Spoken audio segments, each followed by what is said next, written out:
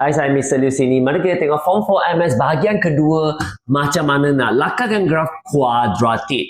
Contohnya sekarang saya sudah buat titik maksimum dapat 21.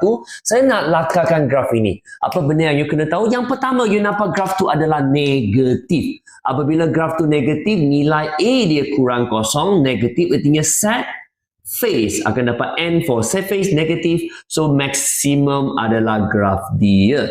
So sekarang kita sudah tahu dia N shape. Apa benda yang you kena tahu ialah daripada persamaan f(x) sama dengan negatif x kuasa 2 tambah 4x tolak 3, you akan nampak ini adalah sebenarnya ax kuasa 2 tambah bx tambah c. C adalah negatif 3. Bererti ini ialah dia punya pintasan Y.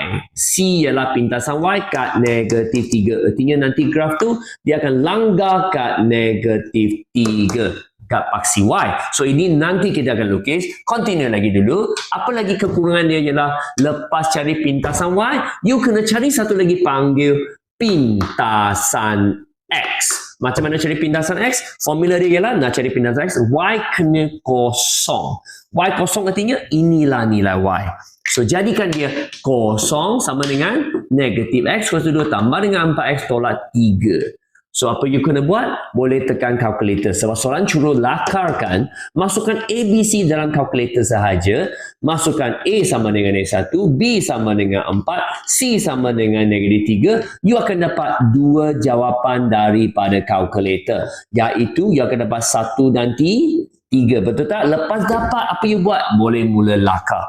Nak lakarkan graf, apa yang you kena ada? Paksi Y dan juga paksi X. Dan kita boleh mula sekarang. So, graf tersebut adalah maksimum pada 21. So, saya titikkan 21 dahulu. Kalau sini 2, kalau sini 1, inilah titik maksimum saya.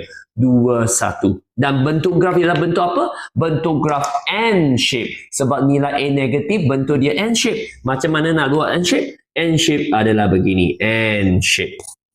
Sudah dapat N shape? Next step, apa kita buat? Labelkan dia punya pintasan X. Inilah pintasan X. 1 dan 3. Label 1, 3. Ada lagi satu pintasan Y. Pintasan Y ialah negatif 3. Tadi sudah dapat. So, sini negatif 3. Siap? Untuk mengetahui lebih banyak, anda boleh join saya melalui kelas percubaan secara percuma. Cuma kena WhatsApp ke nombor ini. Kami akan membantu anda.